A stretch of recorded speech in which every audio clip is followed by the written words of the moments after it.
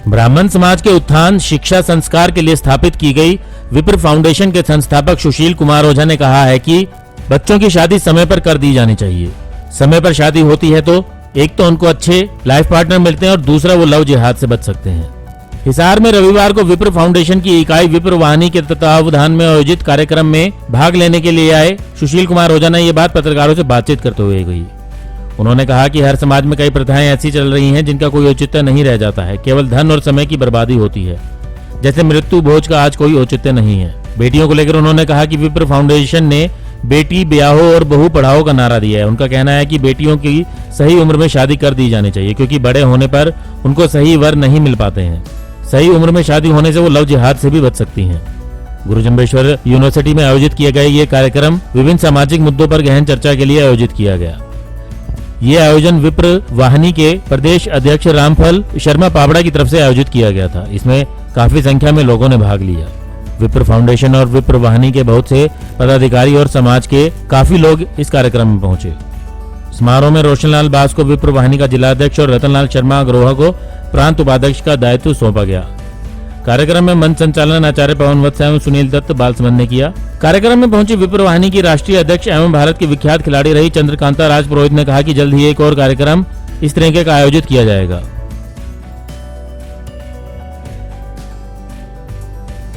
विप्र फाउंडेशन ब्राह्मण समाज के द्वारा संचालित देश का एक अग्रणी सामाजिक संगठन है और मुख्य रूप से शिक्षा, संस्कार और रोजगार, इन तीन मुद्दों पर यह संगठन काम करता है और पूरे भारतवर्ष में हमारी शाखाएं हैं। हमारा ये मानना है, और हमारा मानना नहीं बल्कि ये सच यही है, कि ब्राह्मण समाज के दृष्टिकोण से अगर कोई काम पूरे भारतवर्ष में किया जाए तो उसके लिए सबसे ज़्यादा जो आवश्यक बात है वो ये है कि हरियाणा प्रांत में उसकी तमाम शाखाएं बहुत मजबूत होनी चाहिए और जड़ों तक उसका काम फैलना चाहिए। तो आज हिसार में ये जो कार्यक्रम आयोजित किया गया है, इस कार्यक्रम के माध्यम से हम हरियाणा के प्रत्येक तहसील और ग्राम तक जाने के उद्देश्य को लेकर के आज से ही आगाज कर रहे हैं। यहाँ पर विप्र फाउंडेशन बगैर किसी भी, हम सब समाज को साथ लेकर के और चलने के उद्देश्य के साथ काम करने वाला संगठन है। जातियों के नाम पर जो लोग समाज को तोड़ने की कोशिशें कर रहे हैं, जो लोग अपने निहित स्वार्थों के लिए एक दूसरे समाज को लड़वाने की बातें करते हैं, उन सब को नकारते हुए सबको साथ लेकर चलने के लिए ब्राह्मण समाज की ये संस्था आज यहाँ पर उपस्थित है। विप्र फाउंडेशन के जो भी उद्देश्य हैं तो उसको आगे बढ़ाते हुए किस तरीके से आगे योजना बनाई जा रही है? विप्र फाउंडेशन की, जैसा मैंने आपको कहा, जो तीन मुख्य उद्देश्य हैं, तो उनमें पहला है शिक्षा का, और शिक्षा के स्तर पे आज पूरे भारतवर्ष में विप्र फाउंडेशन द्वारा स्थापित की गई कॉलेजेस हैं, centre for excellence and research centre बने हुए हैं। 50-60 हजार स्क्वायर फीट का सेंटर अभी इसी सितंबर महीने में जयपुर में शुरू होगा। और एजुकेशन को लेकर, पढ़ाई को लेकर, जो बच्चे बहुत प्रज्ञावान है, बहुत प्रतिभावान है, लेकिन पैसों के अभाव में नहीं पढ़ पाते, ऐसे बच्चों को बिना ब्याज के लोन देने की एक बड़ी योजना विप्र फाउंडेशन की चल रही है। ऐसे शिक्षा को लेकर तमाम कार्यक्रम विप्र फाउंडेशन कर रहा है।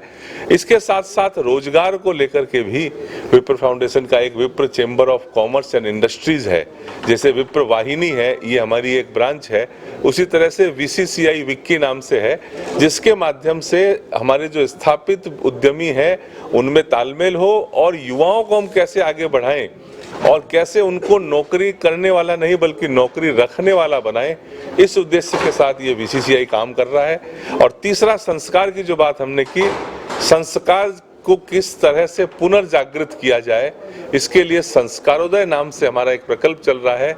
और एक बहुत बड़ा प्रकल्प अभी इस समय भगवान परशुराम, जो सबके हैं, सिर्फ ब्राह्मणों के नहीं बल्कि जन जन के हैं, उनका तीर्थ स्थान, 5वां तीर्थ अरुणाचल प्रदेश के परशुराम कुंड पर बन रहा है। भारत सरकार के प्रयासों से उसका जो है उस जगह को जीवित किया गया है और वहां पर करोड़ों रुपए खर्च किए जा रहे हैं। विप्र फाउंडेशन को वहां पर 51 फीट की भगवान परशुराम की मूर्ति स्थापित करने का काम वहां पर दिया गया है।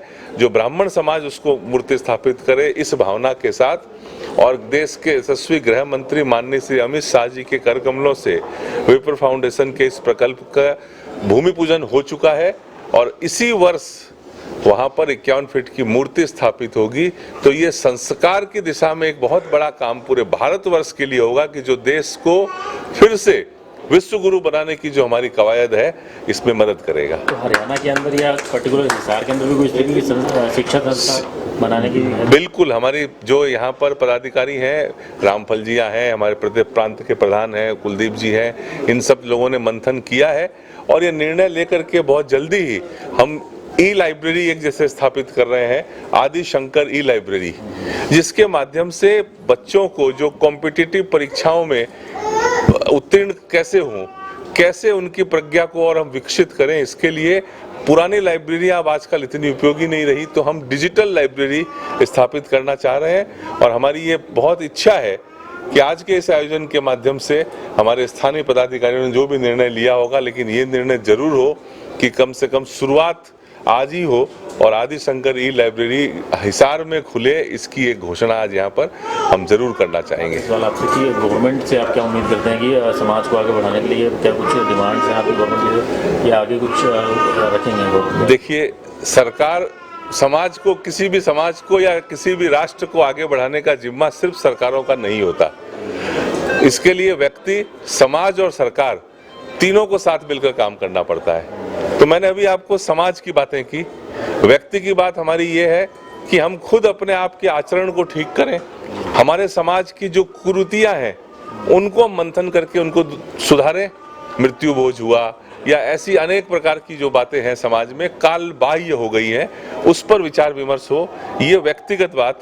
और जहाँ तक सरकारों की बात है, सरकार में EWS आरक्षण जो दिया गया है केंद्र सरकार के द्वारा, हम किसी भी समाज को आरक्षण के खिलाफ नहीं है। जिसको जो आरक्षण दिया गया है वो उन्हें मिलना चाहिए।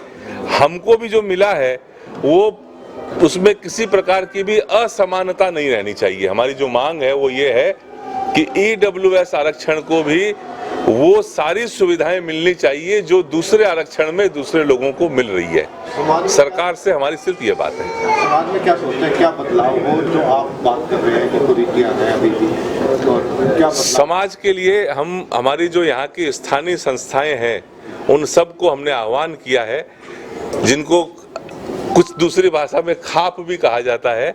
तो हमारी जो स्थानीय संस्थाएं, हमारे जो बुजुर्ग हैं, उनसे हमने निवेदन किया है कि वो इस पर विचार करें कि क्या मृत्यु पर महाभोज आज के लिए उपयुक्त है।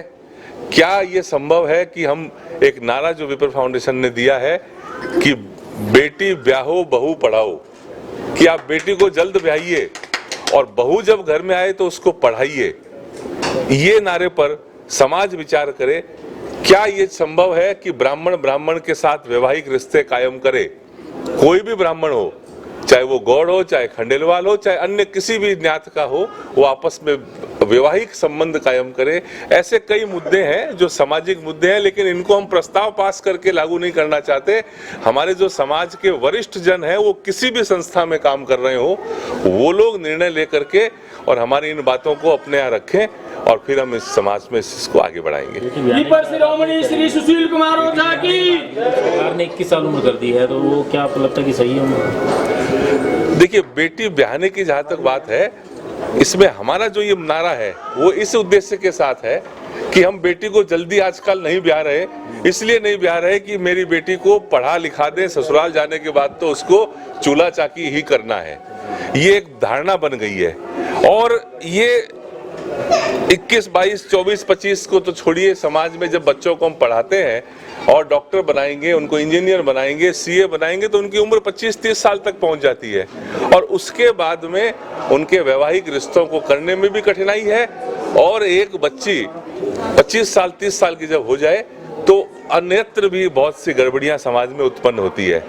हम ये चाहते हैं कि बच्ची की शादी उम्र से हो, लेकिन वो बच्ची जब ससुराल जाए तो सिर्फ चूल्हा चाकी की बात ही उस पर हावी न हो, उसके ससुराल वाले उसको 1 महीने के बाद में ये अनुमति प्रदान कर दें सहर्ष कि बेटा आप स्कूल की यूनिफॉर्म निकालो और आप कॉलेज यूनिवर्सिटी जाओ और पढ़ो।